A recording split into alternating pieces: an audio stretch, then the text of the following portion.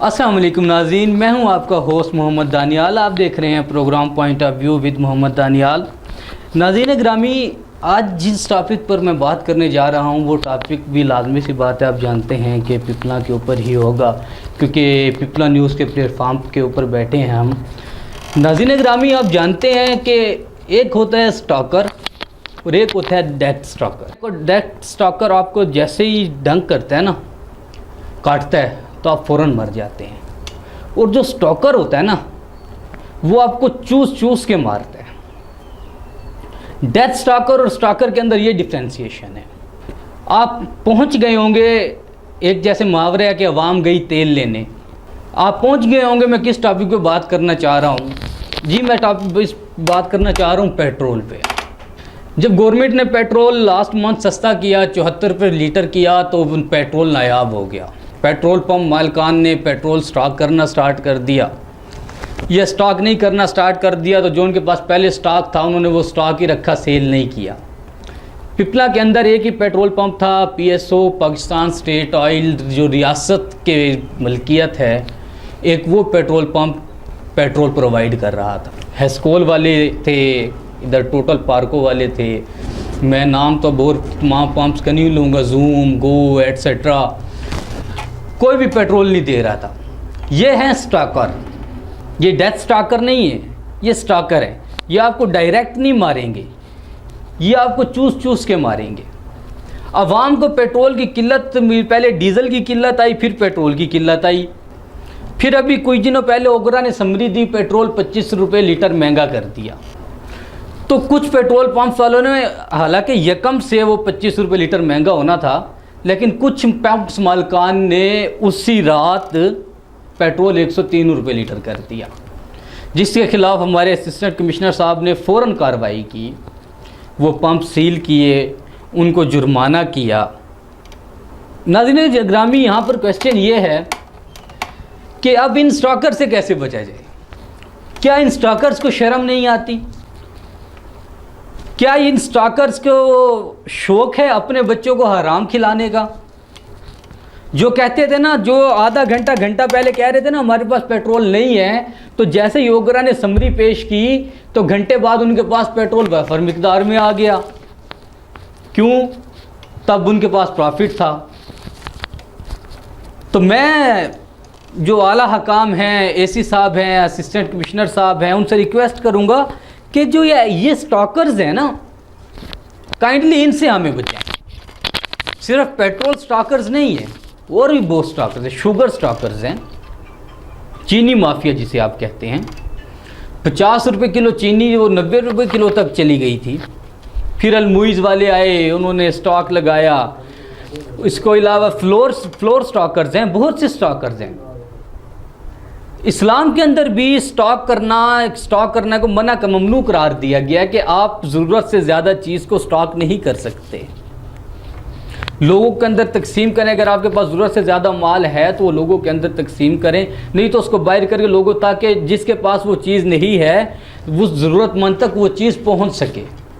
लेकिन पाकिस्तानी अवाम है, वो कहते हैं ना कि we are proud to be a Pakistani, we are Pakistani.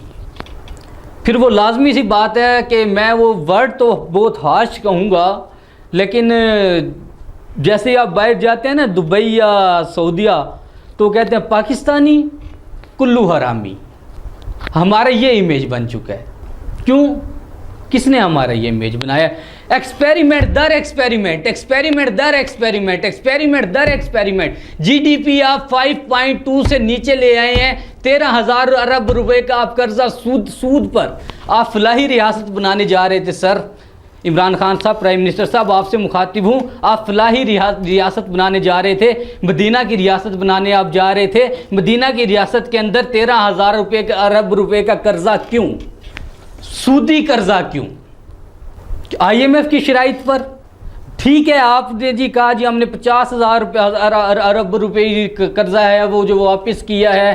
ठीक है, आपने वो वापस किया, तो वो आपने सूदी निज़ाम के तहत लिया जो था, तो वो वापस तो करना था। ऐसे फलाई रियासतें तो नहीं बनती। फलाही रियासतों के अंदर तो, मदीना की रियासत के अंदर तो जब जंग का वक्त आया तो अबू बकर सिद्दीक रज़ियल्लाहु तआला अन्हु अपने घर का सारा सामान उठा के ले आए थे। बोरी पहनकर उसको पेवंद लगा कर आ गए थे। पूछा कि घर के लिए क्या छोड़ा है, तो फरमाया कि अल्लाह और अल्लाह के नबी का नाम। हमारे यहाँ क्या है, हमारे यहाँ देखते हैं कि जहाँ हमें नुकसान हो रहा है तो हम चीज़ें स्टॉक करना स्टार्ट कर देते हैं, पेट्रोल हम स्टॉक करने कर देते हैं। फिर वही नाज बलोच वाली बात कि अवाम तो गई तेल लेने। सर क्या कर रहे हैं, हमारे यहाँ पिपला पसमानदा तरीन तहसील पिपला, जहाँ पर 5 बार एक पार्टी का MNA सेलेक्ट हुए जनाब मिस्टर सत्यान खान साहब, 5 बार दूसरी पार्टीज़ के MNA की बात करो MPA सेलेक्ट हुए। 10 साल के अंदर इस शहर की किस्मत नहीं बदली। 10 साल के अंदर ऐसी एडमिनिस्ट्रेशन इस शहर के अंदर नहीं आई जिसकी किस्मत को बदला हो। एक जोया साहब ने टफ टाइल्स लगवा दी थी बाज़ार के अंदर, लेकिन वो बारिश आ जाए तो आप बाज़ार के अंदर चले जाएं तो आपको घुटनों पानी आपको खड़ा हुआ मिलेगा, आप बाज़ार क्रॉस नहीं कर सकते। सर मैं एक आम शहरी होने के नाते, एक पाकिस्तानी सिटीज़न होने के नाते आपसे ये पूछना चाहूँगा कि क्या आपने अपने आबाई हलके को आपने क्या दिया। जनाब अमजद अली खान साहब पिपला के हलके से जीते, पिपला की सीट से जीते, क्या वो पिपला के अंदर आपको कहीं काम करवाते नज़र आए, पिपला के लिए कोई ग्रांट मंजूर कराई? वो तो मियाँ वाली के होके रह गए यार। जो मियाँ वाली तहसील से जीते हैं वो कहाँ गए हैं? वो जी कोऑर्डिनेटर तो इमरान खान है, इसलिए उनके पास टाइम नहीं है, तो आपने मियाँ वाली संभालना है। हमारे MPA हमारे MNA के अंदर ही क्लैशेज़ हैं, उन दोनों के अंदर ही क्लैशेज़ हैं। वो दोनों ही, वो कहते हैं जब दो उंगलियां मिल के काम नहीं करेंगी, 2 उंगलियां मिल के काम नहीं करेंगी तो फिर काम होगा कैसे? आपस की इन दोनों की लड़ाई के अंदर, आपस की कशमकश के अंदर पिपला की आवाम पिस रही है। एक साहिब ने हमारे साथ यहाँ बैठकर वादा किया था, 28 जून से उन्होंने कहा था कि काम स्टार्ट हो जाएगा, और आज 30 जून है, कोई काम स्टार्ट नहीं हुआ। उसके बाद एक साहब ने आगे कहा जी जुलाई के अंदर टेंडर होंगे, अगस्त के अंदर काम स्टार्ट होगा, पता नहीं अब ये काम भी। फिर मेरी उस दिन अली अकबर खान साहब से पर्सनल 1-to-1 मुलाकात हुई। उन्होंने कहा दानियाल साहब वक्त लगता है हर काम में। तो मैंने उन्हें कहा कि सर वक्त तो लगता है, लेकिन वक्त तब से लग रहा है जब से आप पहले 2 बार पिर्च प्याले पे जीते, फिर साइकिल पे जीते, फिर PTI की सीट पे बल्ले पे जीते, अपोजिशन में थे, फिर दोबारा बल्ले पे जीते। टाइम तो लगता है, 5 साल 10-25 साल आप मतलब आपने वो बेशक 1.5-2 साल की गवर्नमेंट थी, लेकिन आपने हुकूमत तो की। टाइम तो लगता है, लेकिन किस्मत पिपला की नहीं बदली।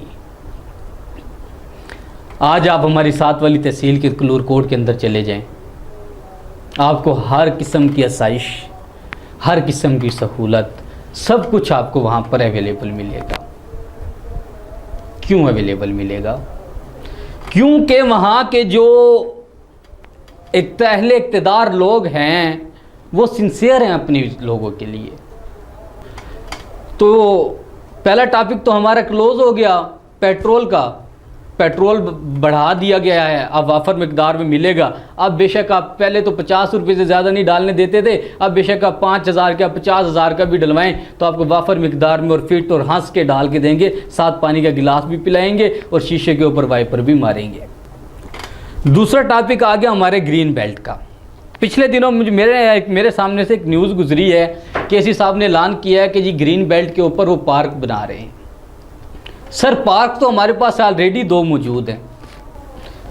वही ग्रांट जो आपने ग्रीन बेल्ट के लिए ली, काश वही ग्रांट आप वो पिपला का जो ये खस्ता हाल रोड है, तकरीबन ये पार्क से आगे जितने खड्डे हैं उसकी मुरम्मत, जो गड्ढे हैं उनकी मुरम्मत करा देते आप। चले ग्रीन बेल्ट आप बना रहे, उसकी जगह पार्क बना रहे हैं, उसकी जगह आप एक फूड पॉइंट की ग्रांट ले लेते, फूड कोर्ट वहाँ आप एक बना देते, फूड स्ट्रीट बना देते, ताकि जिन ठेले वालों का रोज़गार इस ग्रीन बेल्ट की वजह से ख़त्म हो चुका है, वो अपना रोज़गार तो कम से कम वहाँ पर चला लेते।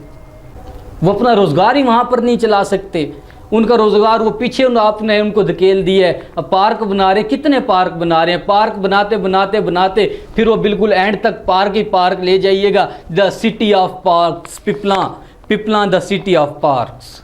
इसी के साथ अपने होस्ट मोहम्मद दानियाल को दीजिए इजाज़त। अल्लाह हाफिज़।